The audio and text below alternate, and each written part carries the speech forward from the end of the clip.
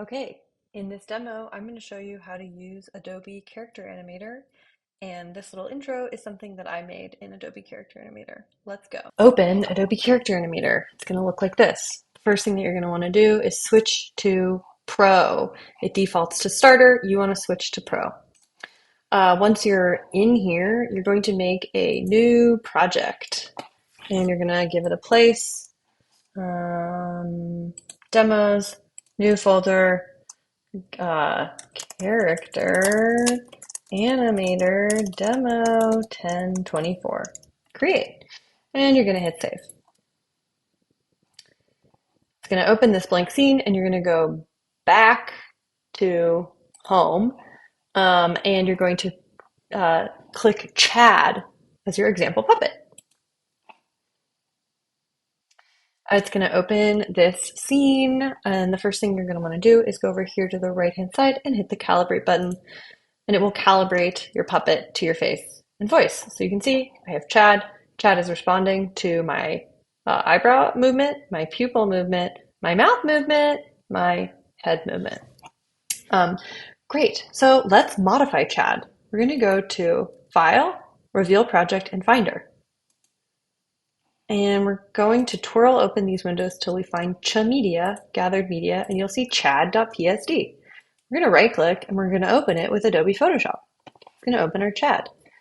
Now, as you can see, here's Chad, but he's made of all these different layers, right? Left eyebrow, right eyebrow, nose. And then there are the slightly more complicated, like his eyes are made of a right pupil and a right eyeball. His mouth. What we're going to do is basically just replace these layers, making sure to rename them exactly what they are, because Adobe Character Animator knows knows right eyebrow with this casing, and so automatically swaps those in for new things. Let's just, to be fun, start with the face background, right? So you can see that is the face background. I am going to pick something else. I'm going to go to Safari. I'm going to search for a brick wall. I'm going to drag that image over here into Photoshop. Now I have a face. It's a little big. I'm going to transform it by doing Command T. It's huge. And I'm just going to drag on the vector points to reduce the size of the face. I'm going to keep it like that. I'm going to hit this check button up here. Great, so I have a new face, and I'm going to go ahead and delete this layer, but not before renaming my brick layer face background. So now I can go ahead and delete this layer. Yes, and save it. Now, and I just did Command S, but you can go to File, Save, Command S. Now if I go back to Adobe Character Animator, whoa, now I have a brick face. That's the basic flow. Replace the layers, make sure to rename them, and then save it. So let's look at something else you could do. Here's my nose. If you don't want to do images, you can also use shapes. Let's do a custom shape tool, and let's choose this wild animal. Let's choose this creature, and I'm just going to drag, and it's going to, if I hold shift, it'll drag it proportionally. Just going to drag it. It's white. Let's change the color to red. Okay. And I'm going to move it into the nose place. But I don't even have to. I could put it down here, but I'm going to put it here because we're sort of making a face. I'm going to go ahead. It's called Ape1, but I'm going to do plus nose. That's the layer over here. I'm going to delete the old nose, which is this one. Delete. Yes. Turn this one back on. Command S or File, Save. If you go back over to Character Animator, now I have an ape for my nose. And you basically just repeat the process, renaming things, making sure that when you finish, the big file is turned on and the sort of neutral, like leaving the eyeballs on as you left them, which can be a little tricky, but not anything crazy. So left eyebrow, for example. Here's my left eyebrow. It's that one. I'm going to make a new layer. I'm going to use my paintbrush. I'm going to use red, and I'm going to make the eyebrow really crazy. Okay, there's my new eyebrow. I'm going to right click, plus, left eyebrow, right? I'm renaming the layer, Then I can go ahead and delete that one. Yes, save it, Command S, go back, and now I have a big squiggly eyebrow. The last thing I want to show you is how to record and export. So I've opened my Puppet and I'm in the record room and I'm going to just hit the red record button.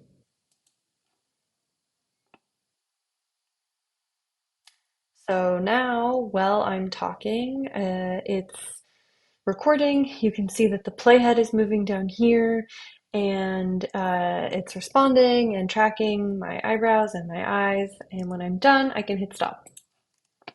I can go ahead and toggle it back and hit play.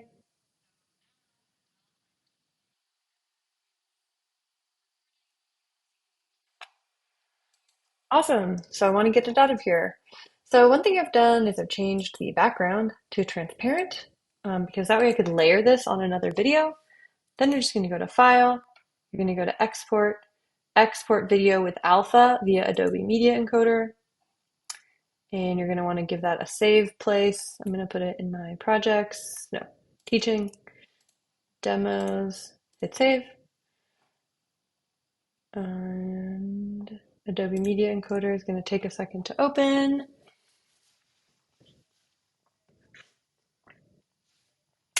And when it does, you're going to see that it's got the settings that it needs here. And all you have to do is press the play button and it will export your character animator. Okay, so it's done. It went here. I can click on this and here's my video. And you can't see the transparent background, but if you open Premiere and have a video file happening, you can go ahead and drag your video into Premiere, drag it onto another video. So here's my existing video. And now you can see I have this funky animation on top of it. Cool. So that is how you use Adobe Character Animator. But why are you limiting yourself to making faces? You can make any kind of face responsive, sound responsive animation.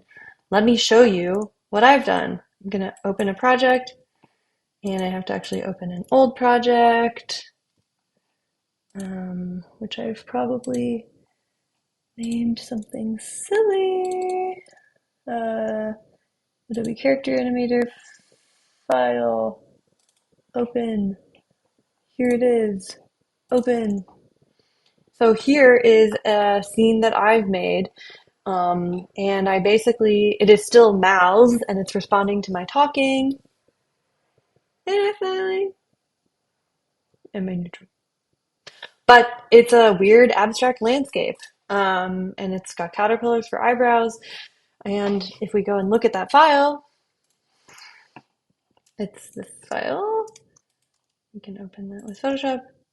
You can see that what I've done is just, replaced all the mouths, but with photos of my mouth, and also I've created sort of strange compositions, but I've still renamed them all the default things that Adobe Character Animator needs them to be saved as in order to read them as mouths. And so this is a really fun, strange way to make a cool sight responsive, sound responsive animation like this.